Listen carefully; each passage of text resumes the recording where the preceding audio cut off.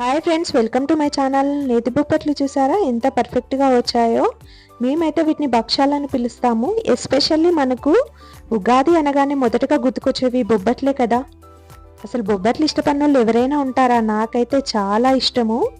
ఈ నేతి బొబ్బట్లు మనకు పర్ఫెక్ట్గా స్మూత్గా ఎలా రావాలో ప్రాసెస్ అయితే ఇప్పుడు చూసేద్దామా.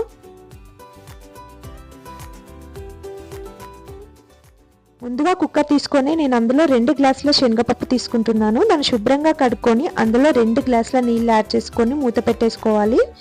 ఇప్పుడు స్టవ్ ఆన్ చేసుకొని 5 నుండి 6 విజిల్స్ వచ్చే వరకు ఈ శనగపప్పును అయితే ఉడకనివ్వాలి.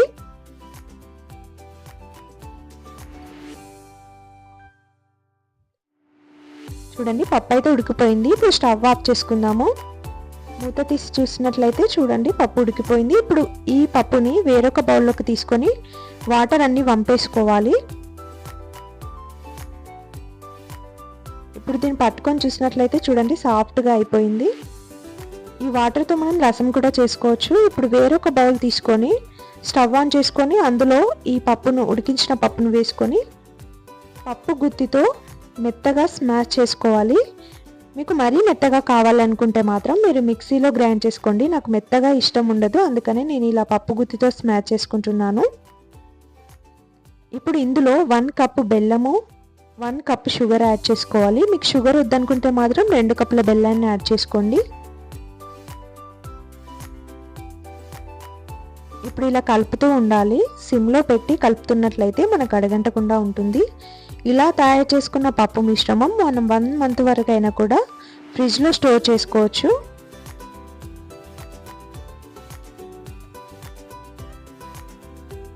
చూడండి, ఇలా కలుపుతూ ఉండాలి.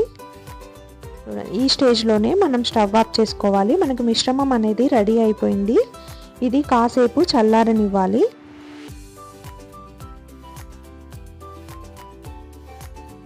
చూడండి, చల్లారిపోయింది. ఇప్పుడు మనం ఒక కవర్ తీసుకొని దానిపైన నెయ్యి అప్లై చేసుకోవాలి. ఇది మైదా పిండి. నేను ఇందులో నెయ్యి వేసి బాగా కలిపి పెట్టుకున్నాను.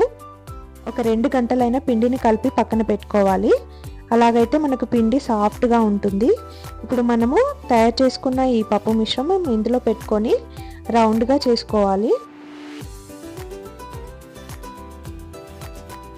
ఇప్పుడు దీన్ని కవర్పై పెట్టుకొని ఇలా స్ప్రెడ్ చేసుకోవాలి. చేతికి ఆయిల్ రాసుకొని, ఆయిల్ కానీ నెయ్యి కానీ రాసుకొని ఇలా ఈవెన్గా స్ప్రెడ్ చేసుకోవాలి.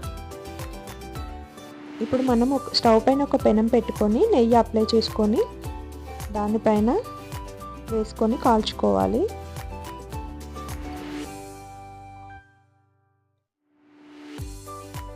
రెండు వైపులా నెయ్యి రాసుకుంటూ 5 నుండి 10 నిమిషాల వరకు దీన్ని కాల్చుకోవాలి.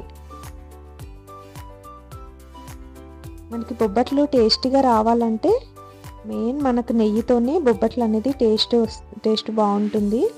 మీరు నెయ్యి తినను, నెయ్యి వద్దు అనుకునే వాళ్ళు మాత్రము నూనెతో కూడా చేసుకోవచ్చు.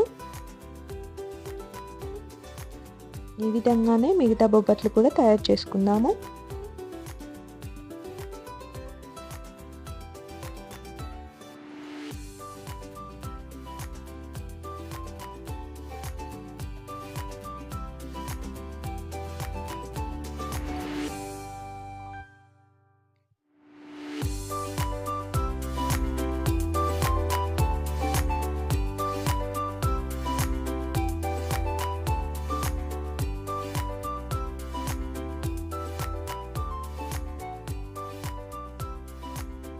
చూడండి, ఇలా 2 సైడ్స్ నెయ్యి అప్లై చేసుకుంటూ సిమ్లో పెట్టుకొని కాల్చుకోవాలి. ఈ విధంగానే మిగతా బొబ్బట్లన్నీ కాల్చుకుందాము.